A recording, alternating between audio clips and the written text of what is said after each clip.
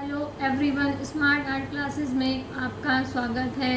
आज हम आपके सामने भारतीय चित्रकला के कुछ महत्वपूर्ण तथ्यों के बारे में डिस्कशन करेंगे। भारतीय कला का परिचय। जैसे आप ये पिक्चर देख रहे हैं, चित्र देख रहे हैं, यह ताजमहल में मध्यकालीन भारत की विकासात्मक वास्तु प्रक्रिया अपनी पराकाष्ठा पर पहुंच गई। इसके संरचनात्मक और अलंकारात्मक दोनों ही प्रकार के तत्वों में मुगलों द्वारा हिंदुस्तान लाए गए वह यहाँ पहले से उपस्थित तथा शाहजहां व उसके वास्तुकारों द्वारा ताज के लिए परिकल्पित सभी प्रकार के प्रभावों का संगम दिखाई देता है। ताजमहल की भव्यता व शालीनता, उसकी आडंबरहीन तथा सरल योजना व उठान, उसके विभिन्न अंगों के बीच समानुपात एवं सुडौलता, संगमरमर के प्रयोग, यमुना नदी के किनारे उसकी स्थिति और ऊंचे आकाश से में खड़ी उसकी भव्य इमारतों के कारण आती है। ताज की गरिमा दिन और रात के अलग अलग समय पर अलग अलग रंगों का भास कराती है। हमारे यहाँ ताजमहल का बहुत महत्व है। ताजमहल को शाहजहां ने अपनी बेगम मुमताज महल की याद में एक मकबरे के तौर पर बनवाया था। इसके संपूर्ण परिसर में उनके छोटे बड़े भवन, कक्ष, बाग बगीचे हैं।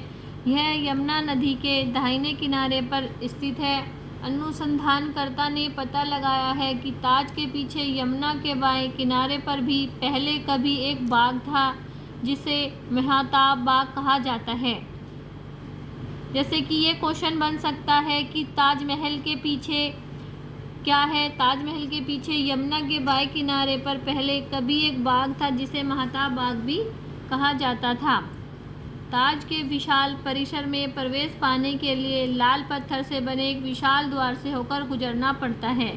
यह दरवाज़ा बहुत सुंदर है। मकबरा चारबाग शैली में बना है जिसमें फव्वारे और पानी के बीच से रास्ते हैं। मकबरे की इमारत को बाग के बीचों बीच न बनाकर उत्तरी किनारों पर बनाया गया है ताकि नदी तट की सुंदरता का लाभ उठाया जा सके। तो जैसे कि आप इस चित्र में देख पा रहे हैं, इंडो इस्लामिक वास्तुकला के कुछ कलात्मक पहलू। देखिए, बागों के बीचों बीच स्थित सीधा मार्ग अंगुतक को मकबरे के निचले हिस्से तक पहुंचा देता है। वहीं से मकबरे के फर्शी चबूतरों पर पहुंचा जाता है। चबूतरों के किनारों पर 4 मीनारें खड़ी हैं जो ऊपर की ओर पतली होती जाती हैं। इन मीनारों की ऊंचाई 132 फुट है। यानी कि हमसे ये क्वेश्चन भी पूछा जा सकता है कि चबूतरों के किनारों की ऊंचाई कितनी है। तो इन मीनारों की ऊंचाई 132 फुट है। यह हमारे लिए बहुत इम्पोर्टेंट लाइन है। इमारत के मुख्य भाग की चोटी पर गोलकार गुंबद है और 4 गुमटियां हैं जो सुंदर नम रेखा बनाती हैं। इमारत की कुर्सी, उसकी दीवारें और गुंबद तथा गुमटियों के बीच पूर्ण समानुपात है। सफ़ेद संगमरमर जड़ी कब्रगाहों के पश्चिम की ओर एक लाल बतुआ पत्थर से बनी मस्जिद है और संतुलन बनाए रखने के लिए पूर्व में भी एक ऐसी ही इमारत बनी हुई है। इमारत के लिए संगमरमर राजस्थान में स्थित मकराना की खानों से खोदकर लाया गया है। जैसे कि आप देख रहे हैं कि यह क्वेश्चन भी पूछा जा सकता है कि संगमरमर कहाँ से लाया जाता है। तो संगमरमर राजस्थान में स्थित मकराना की खानों में से खोदकर लाया गया है। और मकबरे का यह सफ़ेद संगमरमरी भवन आसपास लाल बलुआ पत्थर से बनी हुई इमारतों से बिल्कुल विपरीत दृश्य प्रस्तुत करता है। नेक्स्ट पॉइंट है हमारा मकबरे की इमारत वर्गाकार है।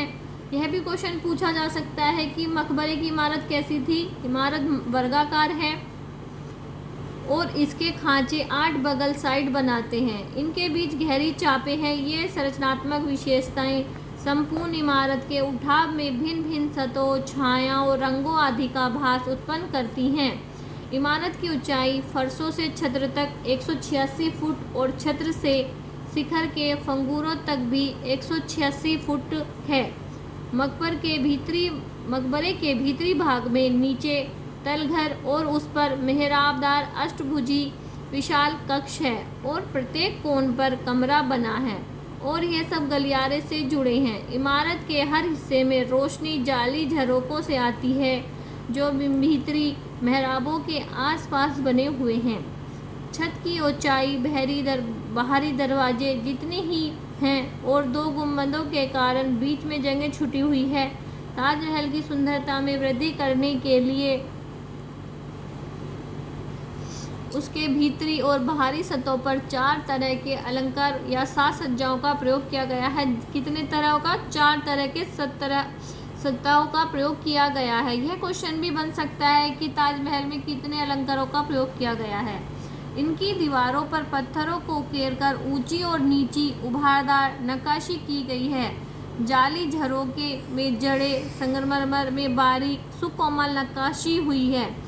दीवारें और मकबरों के पत्थरों पर पीले संगमरमर, जेड और जैस्पर की जड़ाई का काम किया गया है। जैसे कि आप चित्र में देख पा रहे हैं कि और साथ ही साथ कहीं चौपड़ पच्चीकारी के साथ ज्यामिति डिज़ाइन बनी हुई है। अंत में सफ़ेद संगमरमर पर जैस्पर की जड़ाई के द्वारा कुरान की आयतें लिखी गई हैं।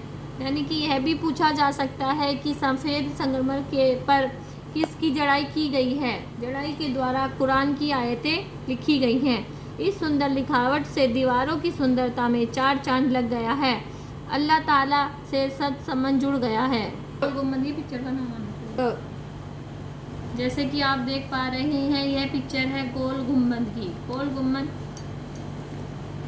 एक बहुत सुंदर भवन है। इसकी पिक्चर आप पूरी तरह से देखिए और इस भवन के बारे में जो भी महत्वपूर्ण जानकारी है वो हम आपको, यह गोल गुम्बद की पिक्चर है, इमेज है, इसे आप देख सकते हैं। इसके चारों तरफ कितनी हरियाली है, बागें हैं और इसकी छोटी छोटी जो इमारत हैं, कितने भवन हैं, इनके बारे में हम आपको महत्वपूर्ण जानकारी देने की कोशिश करेंगे, जो आपके एग्ज़ाम के पॉइंट ऑफ व्यू से आपके लिए बहुत महत्वपूर्ण होगी।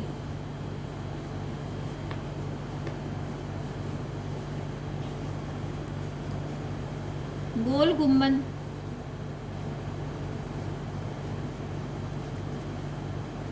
गुम्बद कर्नाटक के बीजापुर जिले में स्थित है। यह गुम्बद बीजापुर के आदिल शाह राजवंश ने 1479 में 1686 ईस्वी के 7वें सुल्तान मोहम्मद आदिल शाह ने 1626 से लेकर 56 ईस्वी का मकबरा है। इसे सुल्तान ने अपने जीवन काल में बनवाना शुरू किया था। इसका काम पूरा न होने के बावजूद यह एक शानदार इमारत है। मकबरे में कई छोटी छोटी बड़ी इमारतें हैं, जैसे भीतर आने के लिए दरवाज़ा, विशाल दरवाज़ा, एक नक्कार खाना, एक मस्जिद और एक सराय, जो दीवार से घिरे एक बड़े बाग के भीतर स्थित है। जैसे कि हम आपको फिर दोबारा अपनी इमेज पर ले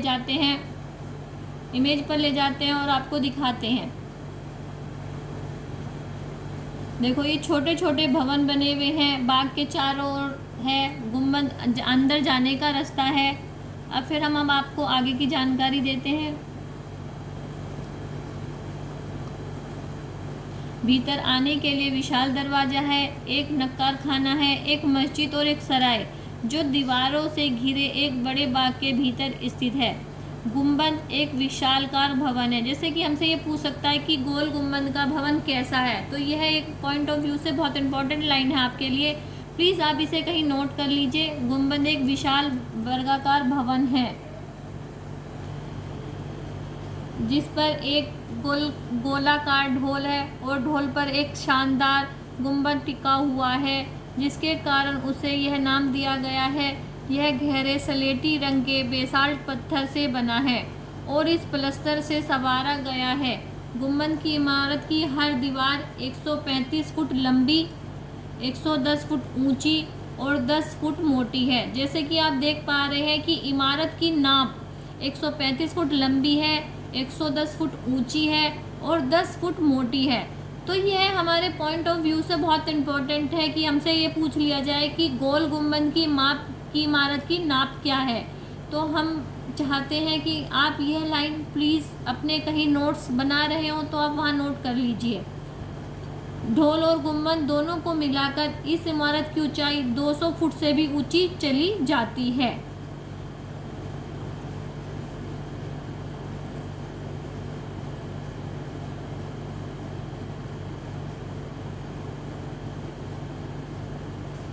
मकबरे का एक वर्गाकार बड़ा कक्ष है और 125 फुट व्यास वाला गुंबद है।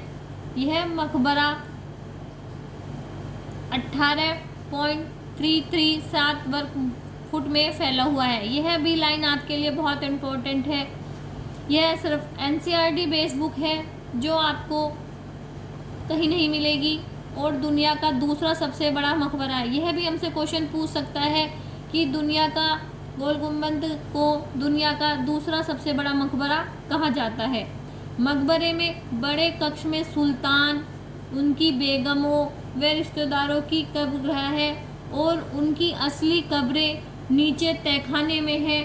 तहखाने में उतरने के लिए सीढ़ियाँ बनी है। वर्गाकार आधार पर बना अर्धगोलाकार गुंबद बंगली डॉट के सहारे बनाया गया है। इन बंगली डॉटों ने गुंबद को तो आकार दिया ही, साथ ही उसके बाहर के नीचे की दीवारों पर डाल दिया। बंगली डॉटों में चाप जालियाँ, आर्चनेट्स या ताराकार रूप वाली प्रणालियाँ बनी हुई हैं, जिन्हें प्रतिच्छेदी चापों द्वारा बने कोण ढक जाते हैं। इस इमारत में एक आश्चर्यचक्र धरनी प्रणाली है। यह भी क्वेश्चन आपके लिए, यह लाइन भी आपके लिए बहुत इम्पोर्टेंट है। गुंबद के ढोल के साथ एक फुसफुसाहट दीद या व्हिस्परिंग गैलरी बनी हुई है।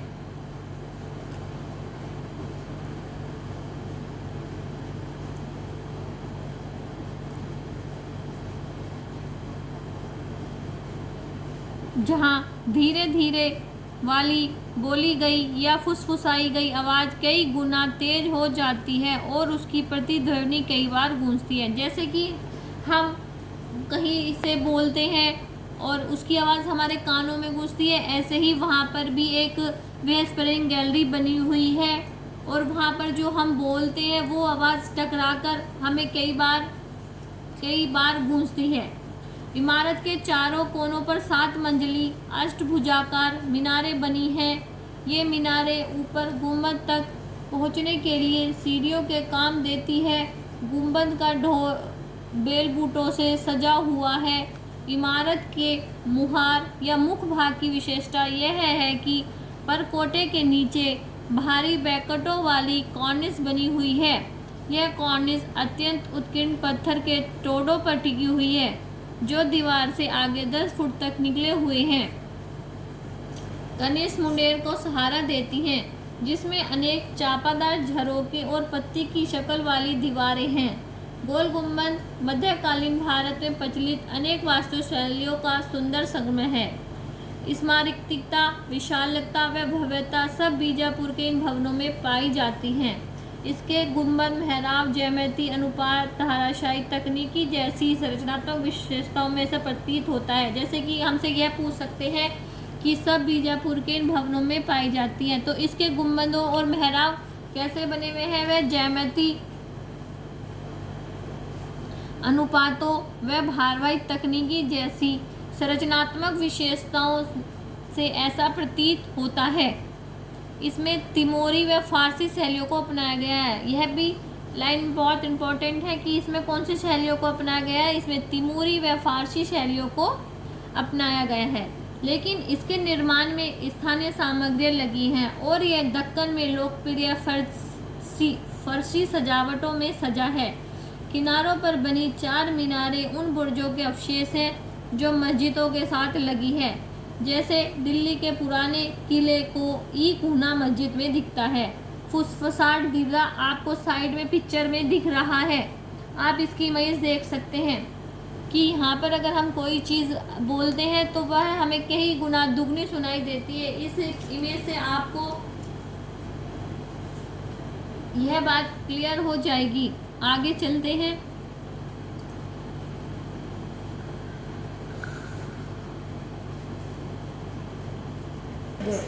आज आपको हमने गोल गुंबद के बारे में बताया है। अगर आपको हमारी वीडियो पसंद आई हो और आप आगे का टॉपिक की जानकारी चाहते हो तो प्लीज़ हमारे चैनल और हमारी वीडियो को सब्सक्राइब कीजिए। तो जैसा भी परफॉर्मेंस होगा हम आपको कल जामा मस्जिद के बारे में कुछ महत्वपूर्ण तथ्यों के बारे में जानकारी देंगे। प्लीज़ हमारी चैनल को लाइक, सब्सक्राइब और शेयर कीजिए और कमेंट करके बताइए कि आप आगे का टॉपिक पढ़ना चाहते हैं या नहीं। और अगर हमारी वीडियो में कुछ कमी है तो प्लीज़ वह भी हमें लिख के बताइए। हम आगे को अपनी नेक्स्ट वीडियो में उसको सुधारने की कोशिश करेंगे। Bye bye. Smart art class